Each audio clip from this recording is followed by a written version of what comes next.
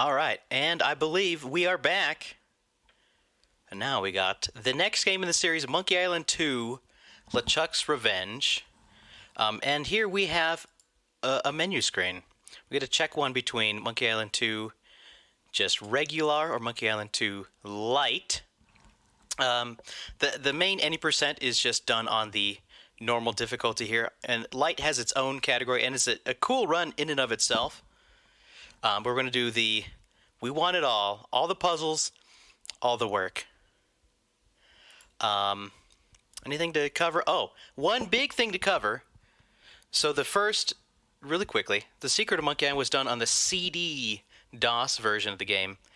But for Monkey Island 2, we use a kind of an interesting port of the game, and that is the FM Towns port. Type 1 in the chat if you've ever heard of an FM Towns, because I know I have not. I actually have the chat pulled up here, so if anybody also wants to throw any questions in during the run, we'll be happy to answer those. And I got the Woofs here again with me. Howdy. Yeah, so, and we'll cover it once we get in, but the FM Towns, in short, was as far as I understand it, a PC that was around in Japan kind of in the late 80s, early 90s, I believe. Somebody can fact check me on that one. But I think that's right. And turns out, at one point when we were looking into this, we thought we might end up running the game in Japanese. Now, language in these, at least early Scum games, Monkey Island games, doesn't matter. All text is drawn like one whole line at a time. And there are runners who will run in multiple languages, which is cool. But for this, there was an English translation, which does come into play because one of the puzzles actually is slightly different if you play in Japanese versus English. But yeah, we're gonna play in English here, and we're gonna try and go fast here. Hopefully, nothing crazy happens. But normally, for speed, what we do is turn off the music. I have turned the music back on, just so we're not kind of speedrunning in silence. And I think we're ready to get started. So this game plays pretty similar, but it's got some other kind of mechanics we're going to get to show off a little bit here. Namely, the hot new tech known as Schmovement. And are we ready, the Woofs? Oh, I'm very ready. All right, let's jump Can't wait for in. some Monkey 2. Into 3, 2, 1, a go. Good luck. Let's do it. All right. So part of the benefit to no music is it speeds up how fast we're able to skip through this opening cutscene. What we're going to do here is take a quick turn, skip. So by heading to the right and then skipping the cutscene with Largo, it puts us a bit further to the left. And so here comes RNG bit number 1. You want to cover this one? Yeah. So yeah, the item we need here is Wally's monocle, And he's not playing along. Come on. This is maybe one of the worst monocle drops. That stinks. There's basically a 10-second window that he'll drop the monocle, and it starts whenever he picks his head up and says hello. So you may have noticed that Spade tried to stop Guybrush as early as possible as soon as we've entered the cartographer's house there, the shop, because that initiates that timer early on, and then it's pretty much just a random drop, within the next 10 seconds. When we're kind of on our super try-hard runs, we try to keep it on at least the front half of that typically, I've noticed, so that's the plan.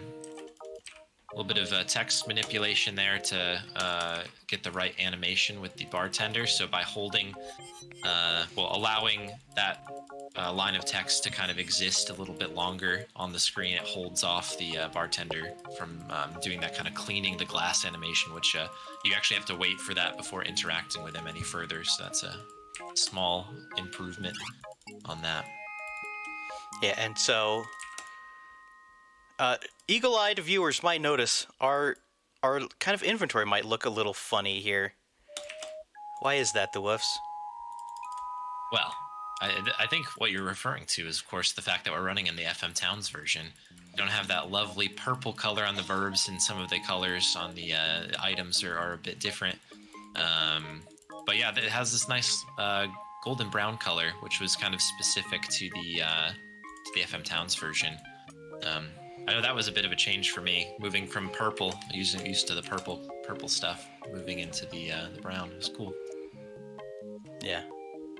You're seeing a lot of this movement stuff here as well. Might as well jump into it while while you're doing a lot of it, in particular on Woodtick. But if you keep an eye on the cursor here, you'll notice that in certain screens where Spade is moving, he's kind of clicking on and off the hotspot at a kind of rapid pace.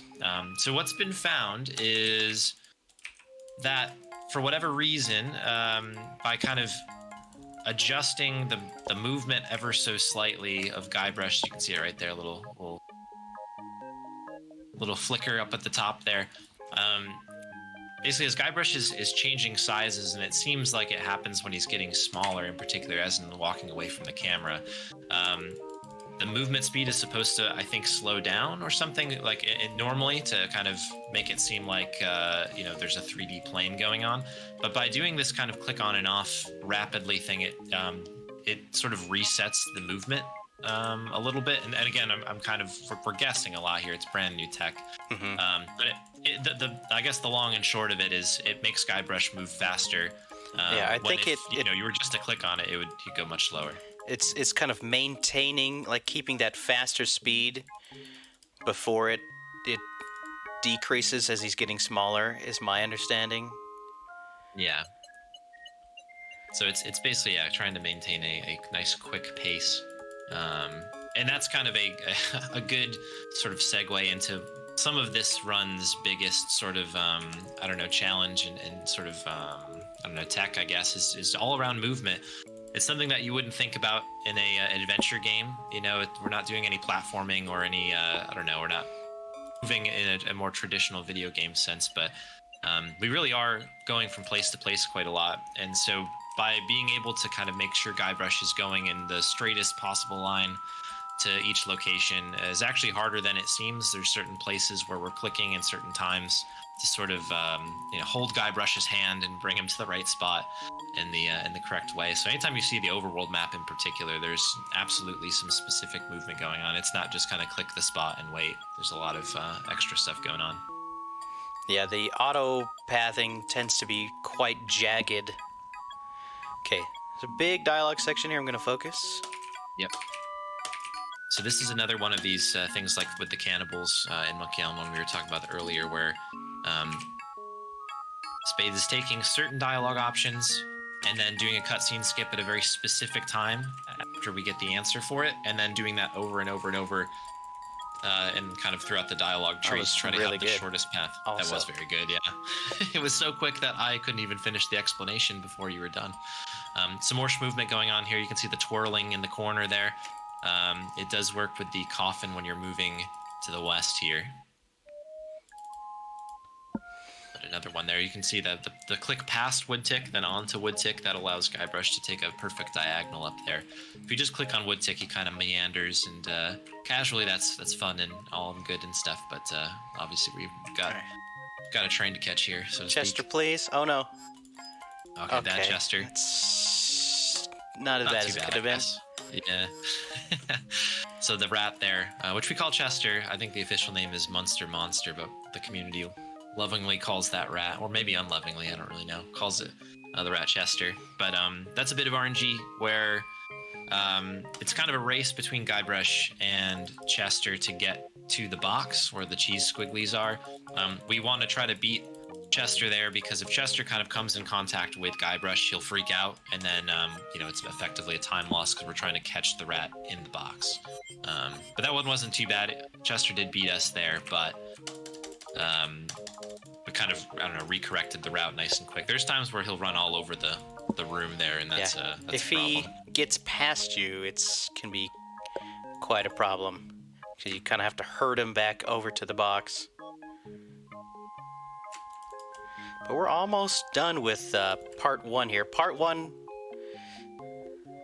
not as intense as it is in compared to Monkey Island 1. Monkey Island 1 is a pretty significant chunk of the game is done in its first chapter. For Monkey 2, it kind of shifts the focus over into chapter 2, coincidentally, is the big one here. Yeah, majority of the game really happens once we take off from Scab Island here, I would say. The whole game kind of opens up. Do you want me to go over kind of what's going on in the game? Because I don't think we covered any of the I don't think we have. story bits here. So to get you up to speed, obviously we finished the last game. We defeated the ghost pirate LeChuck.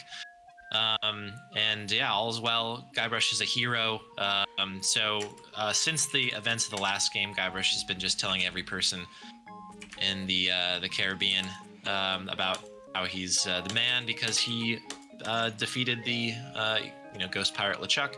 So everyone's kind of like, well, what are you going to do now? So he's decided that he's going to find the super hidden treasure, super secret treasure of Big Whoop. So that's kind of the quest that we're on. We couldn't get off of Scab Island initially because there was an embargo on the island, a Largo embargo, if you will. So we needed to basically kick this guy Largo Legrand off the island to allow ourselves to kind of get to the rest of the area here. So now we're going to bounce around between Scab Island and two other islands. We're on Fat Island right now. You know, it's cool because it has a PH on it. And we're going to kind of bounce around between three different islands, collecting some things, solving some puzzles, but ultimately we're trying to find the 4 pieces that tell us where Big Whoop is buried. I think that's probably the quick and dirty version of what's happened so far. Eagle Eyes time. So you might think it's crazy to get through this puzzle without really stopping to look, but can you maybe touch on how we were able to kind of use some eagle eye powers to get through that quickly? Sure. Yeah, that is RNG. The hand signals are always different. The number that you get at the end is different, but basically the way that puzzle works is you get 2 hand signals from the guy behind the door. Whatever the first hand signal is the actual number, and then the second one is your next number. So, if he shows you a 3 and then a 4, the number that Spade needs to hit is a 3, and then for the next answer would be 4, and the next answer is whatever the number he then gives you after that. But obviously we're skipping cutscenes, we're ripping through the dialogue as quick as possible. So as a runner, you're keeping super super close eyes on the hand signals, and it's not like it's always the same 4. Say, you know what I mean? Like sometimes he'll put a certain finger down, so there's a few different patterns to look for. But ultimately, Spade did that very smoothly. We've picked up a couple books from the library, and we got we got invitation, and ultimately that was the kind of fruits of our labor with the kind of betting puzzle there with the hand signals. Yeah, so we're on what I like to call our first lap here. After leaving Scab Island, we do a quick trip to Fat, quick trip to Booty, and quick trip back to Scab, and then we're going to kind of go back around one more time and pick up all of our map pieces. But any one map piece can't be gathered until you get something from some other island. So we're able to kind of do the route in just basically 2 laps, which is nice, which used to not be the case, and that's has a lot to do with why we're playing on FM Towns, which we will get to shortly. Here's one of the you'd think would be skippable, but is an unskippable cutscene, so let's enjoy. And we'll have some water here.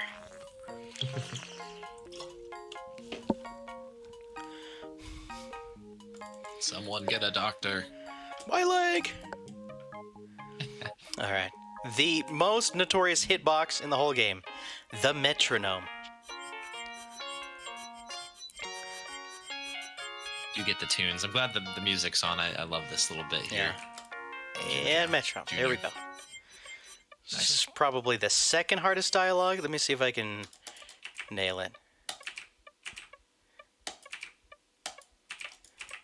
Okay, well, nailing it's not quite what we did, but close enough for Jazz. Yeah, it's pretty close. Definitely good enough, I would say. The trick with that is that, like the Voodoo Lady dialogue, there's a lot of cutscene skipping done in the middle, but the timing is much more... It's much less consistent.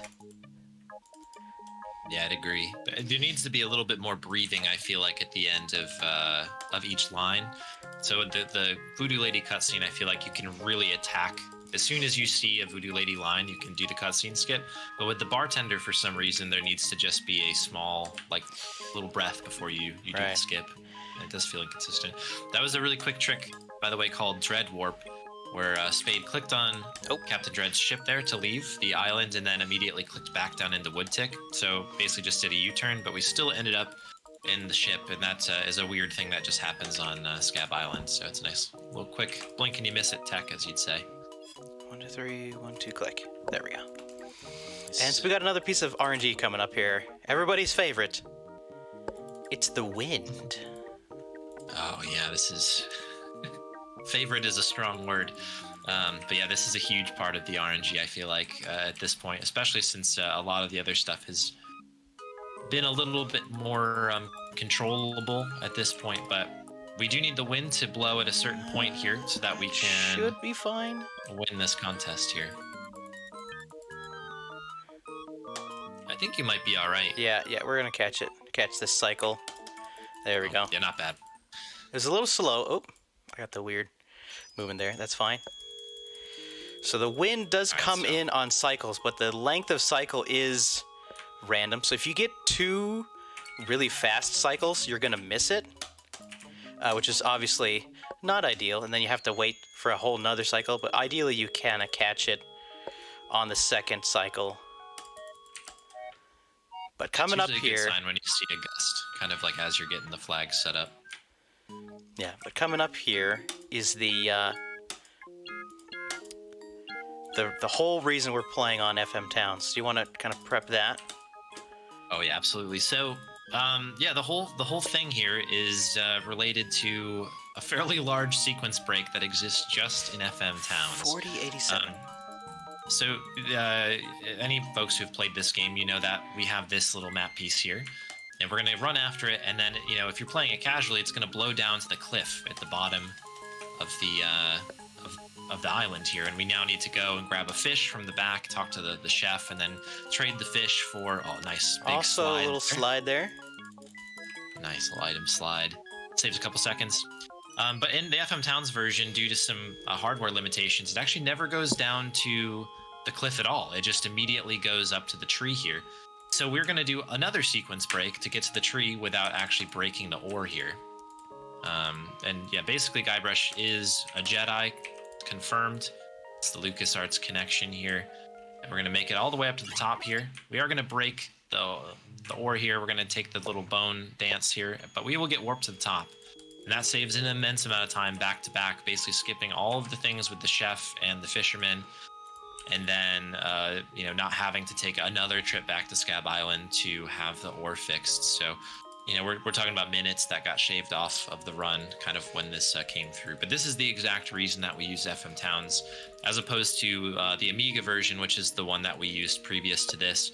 The Amiga version has its own advantages, and that is the version that we do use for light percent runs. And it has its own quirks and cool things, but ultimately this is the way to go with the any percent run now. There was one more little slide that might have missed here. But that's the end of our little ability to slide. It's 4087. So the location of the sunken ship here is random. Let me see if I can grab it here. 48. I was close. Yeah, that was good. Off by 1. If you run this enough, you kind of get used to navigating the coordinates. But it's still tricky, even though after all these years, been running this game for about 5 years now. It's still tricky, especially those ones that are kind of in the middle of the map. 1, 2, 3, 4, 5. Yeah, for sure. Oop. The middle of the map is I fix it. Yeah, you're good again. So I have my game set for a pixel perfect scaling. So if I get under a certain, accidentally grab the side of the game window there and get under a certain resolution, it goes small. But I fix it. Nice dramatic change, keeping everybody on their toes, I think. And that's. So we've got a couple map pieces now. Yeah. We're cooking. So we've got 2 left. We're gonna get Kate thrown into jail here in order to grab kind of one more item, and then we're gonna go after the Rum Rogers Jr. Map piece, but not before we have a little thing that we like to do within the community, which is guess which coffin Rapscallion is buried in. So there's 5 different coffins, some more schmovement happening as well. Shouts out to the schmovement. Yeah, Fat Island has a lot of schmovement on it. Yeah. But yeah, basically there's 5 different coffins. Coffin 1, which we call that because it's closest to the door, it's the first one in the line, is the fastest one. And then there's also a coffin, 2, 3, 4, and then the final one is coffin 5, which is the slowest coffin, the one on the furthest right of the crypt. About a 12 to 15 second swing between coffin 1 and coffin 5. So let's hope that we get a coffin 1, but feel free to put your guesses into chat. I see a 4, I see a 2, I see a 4, 3s in there. We're gonna find out soon here. Coffin 1 action. I'm a believer. Got some belief. We'll see. However it shakes out, we'll keep this run going though. Yeah. Okay, is it? It's not 1. It's a 2. Coffin 2, that's a good coffin. Leo using his powers for good and not for evil. Thank you, sir. Good. Yeah, coffin 2 is a really good one. Honestly, the top 3 coffins are sort of the most favorable of the bunch. There is a bit of a drop off between 4 and, when you that jump between 3 and 4. So we take coffin 2 around here, I would say. Yeah, absolutely. So this is a cool little trick here where if you've ever played this casually, you go into the waterfall here and you go through the tunnels and it dumps you out by Rum Rogers Jr.'s. But if you just pop in and pop out, we can just use the map to get there much faster. It's a very clever move. Yeah, we use a similar strat on when going to the mansion as well on Booty Island. Oop, go over there, Guybrush. Trying to optimize this movement in this screen is weirdly tricky. It is, yeah. It's very dense with kind of the interactions you need to do, so you only have very small windows to kind of optimize, as you say. Like the movement up and down from the tree and cutting around the corner and stuff. Oh my goodness, it's a lot. And Leo did mention that was the least European-friendly puzzle that we just got through. I forgot the monkey wrench. It's something that I think Ron Gilbert's gone on record of saying he regrets that puzzle for that reason. Indeed. Okay, and so turns out, so which brick gets illuminated here is also random. They're all more or less equivalent for the speed, but I hope I clicked the right one. Okay, we're good. Nice, yeah, that was a little sketchy. It's tough if it's not that first brick there, the brick, if you will. You have to kind of, if you're trying to go fast, you have to click them on the scroll, and that can get a little scary. Because you click the wrong brick, it's like, I don't know, you lose like 20 seconds or something, because you got to go back up and around. Just not ideal. It's a very significant loss. Yeah, definitely. What do we get? Coffin 2? Let's go. Yeah, coffin 2. So you can see the 5 coffins laid out there. 2, 3, 4, coffin 5. 2 is a good one. If you're ever playing light mode, it's always coffin 2 every time. The RNG does not exist in the light mode version. So we got to show off a couple cool glitches here in the run. Light mode has its own unique set of glitches. In addition, we kind of have a couple meme categories, if you will, with some other unique glitches. So be sure to stop by the leaderboard and check it out. Some cool those runs. Ones are definitely worth watching for sure. Like the light one has a bunch of crazy glitches in it, and then as you get into the other 2 there, it's some of those games get beaten in like 4 or 5 minutes or something. It's like the low 5s now. I think glitch should cut under 5 minutes soon.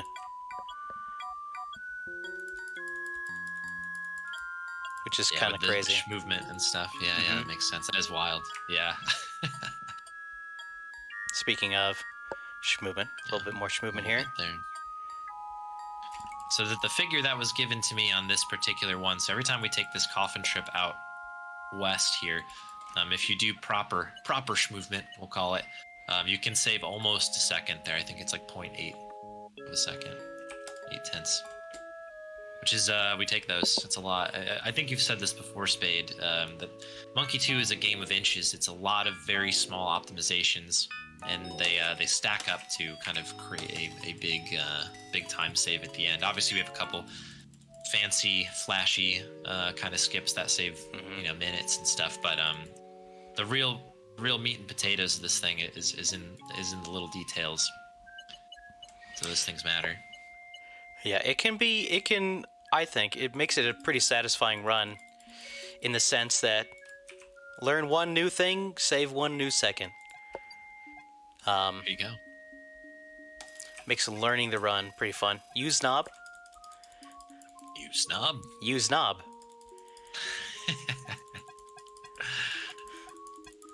That never fails to make me laugh. I always find that really funny. Yeah, that's a good one. Final trip down to the cemetery here. We'll get the map piece from Rap. Yeah, a lot of back and forth here on Scab, but yeah, this is kind of why the coffin that you get is so important, I guess, for your run, or so impactful, I suppose, because we do need to take 3 trips down here in the end. So if you're all the way in the back, that time basically from the entrance to the coffin and back, you do that 3 times, it adds up quite a bit. Indeed. All right, back to Woodtick. This is the other hitbox, in my opinion, that can be troublesome. It's not as bad as the metronome, but I feel like I have. Maybe it doesn't. It's anything, but Its head is always tricky. It doesn't feel like it should be that bad, but oh, come on. There we go. Commentator curse there, my bad. It's fine. We got him. Yeah, there's a. You try and kind of prep your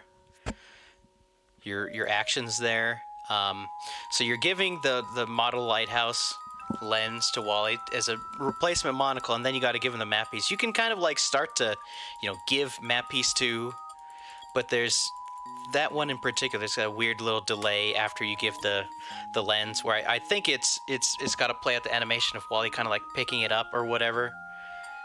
But it makes the timing a little tricky. It's one of those things where you've done it one way the whole game, and then it kind of throws that knuckleball at you. Yeah, there's Monkey 2, especially compared to Monkey 1, there's a lot more bits of the getting through dialogue. It's all idiosyncratic. Every dialogue's kind of got its own little quirk to a timing of something. All right, so another big RNG bit here. This is the old bone puzzle here. My instinct kicked in, and I hit the split button. Okay, I think we're still schmoving. Very nice. Yeah, so this is interesting because this is you may remember this bone puzzle here. Is that the head, thing? hip, rib, arm. Is it? Yes. Head, leg, I think is the thing. Hip, rib. Wow, this is great bone puzzle. An amazing bone puzzle. So this is like there's a 1 in 8. I guess it's not even chance. Well, I guess it is a chance technically, but there's basically 8 different possible bone puzzles to get. And that one is the one we call the thing, because it's the one time where it's actually faster to go to the right and use that right entrance to the to kind of those doors, rather than go to the left, which is typically faster. But those are great bones, nice and quick. The first room is always locked into the same pattern, so those first 3 doors are always going to be the same, which is why we went to the right there, because we knew it was going to be the left door. But everything after that is random, and the idea is to basically not have to do any walking as you go through there. Okay, I don't need a split here. Reminding myself. Yeah, all right. No, we're just cooking. So a funny little glitch there. You can use the martini glass with the ocean, and Guybrush just kind of walks over and I guess picks up some water in his hands. I don't know. There's our Herman. Oh, hey, Herman there he is. For the run today. Yeah, unfortunately, This we is the don't monkey get one. to go through 100 color options when talking to Herman, but maybe we can add in a donation incentive next time. Yeah, So that's another interesting little thing there. Yeah, go for it. you go for it. Oh, all right. So this is something that we don't really know exactly why this happens. It's just one of those funny adventure game quirks.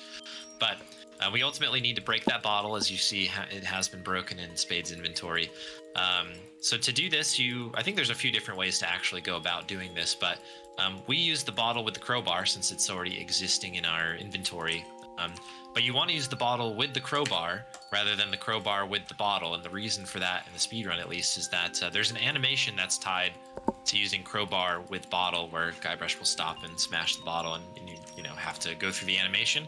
But for whatever reason, if you use the bottle with the crowbar, it just breaks and there's nothing to worry about. So it's much faster to do it that way. Oh no, I think my text speed might not be set properly. Uh-oh. This next section will be pretty fun. In that case. I mean, I can fix it, but this particular ScumVM is weird about it. So I did. Yeah. It's fine. Yeah, the daily ones are a bit interesting with that. That's kind of what I ran into last time I ran this at a marathon myself. I didn't realize that it didn't kind of work exactly the same as some of the older versions. So if I do it before the saving and loading, it'll clear the pop-up. So you'll see what I mean. Yeah. So this is, I guess we found Big Whoop just to get us caught up on it. We got all the map pieces. We managed to break into LeChuck's fortress and immediately get caught. We've luckily gone out to Dinky Island here, which is where the treasure is located. Shouts out to Elaine. And now, we're in the end game now. If you thought the RNG was bad before, hold my grog, because here we go. Indeed. All right. Got the creepy music going. So going back to why I was concerned about text speed, normally it doesn't really matter. You're skipping through text as fast as possible. However, there's one section here where we want LeChuck to kind of speak slowly to give us a little bit more time to kind of do a couple things. So I'm gonna take a second. It takes a second, but I'm gonna adjust my text speed down to slow. I'm gonna do it now. There we go. Nice. Yeah, that was it good. kind of gets glitched a little bit and gets stuck on the screen, but I will fix it. Oop. Let's take box room. Yeah, box room is good. So doing a little saving and loading to try to get a more favorable position here. Yeah, this is a pretty specific path that we're trying to take. That was probably the loosest, goosiest part of it right there. You can get one of two different rooms. But now that we've kind of gotten both of these, we're locked in. Hey, LeChuck, this is the one time you do want to see LeChuck. I'll take that. So I guess to quickly kind of go over how this works. LeChuck basically, anytime he appears, he will warp us to another room. Oh, hello. There are certain rooms that we want to go to, to pick up items and to interact with LeChuck in certain ways. This has been very, very good so far. We got box room, then first aid room. That's fine. We've moved into what we call the helium room here, and Spade's about to do a very difficult and tight bit of inventory management. There's a very small window of time, and this is kind of why the text speed needed to be turned down, because it makes it a little bit easier, but there we go. Underwear into the bag, hanky to LeChuck. All of the ingredients. This is kind of a callback to the very first puzzle of the game back in Scab Island there. Now we're hoping for an elevator warp, because that's where we want this thing to end. Hey, there we go. There we go. Not bad. This is a great LeChuck. Yeah. So far. Really, really good. And now he's going to troll us. Come on, dude. Yep. There he is. So this is a cool sequence here. Where we're actually going to go up and then back down. We're going to leave the beard on the floor, wait for LeChuck to show up, stick the beard in the juju bag. Come on. And you're not normally supposed to be able to assemble the voodoo doll in front of LeChuck, or like stab the voodoo doll with LeChuck in the elevator. But here we are. And so LeChuck kind of, they didn't plan for that animation. He gets a little confused and kind of disappears there for a second. But this is it. We're at the end of the run here. So this screen and then one more screen. Just a little last bit of dialogue to get through here. Jeez, this is a great LeChuck. That was very particularly good RNG. Yeah, would have loved that run. in a PB attempt for sure. That's how it goes, right? Yeah, never lucky in the actual PBs though. Okay, time is. Yep. Yeah, just in a couple lines here. And oh, there it is. 32-37. I'll take it. Not bad at all. That's great, especially with the the music on and everything. That's great. Yeah, and that's just gonna naturally lose 20 or so seconds. Very good run. Hey, all right. Cool. So now we got I think, Secret of Monkey Island, Monkey Island 2, when you compare people's hours-long casual plays, I think we went pretty fast. But if you haven't seen a Curse of Monkey Island speedrun, you haven't seen fast yet. So we'll get that set up here soon. And it's really going to cook. So this next run will be brought to you by Monster Energy. Thank you, Monster Energy, for helping us out with the speedruns here this morning. Early morning. Highly caffeinated run, yeah. Yes. So yeah, we're gonna go turbo mode. So stay tuned for that. We'll be back soon.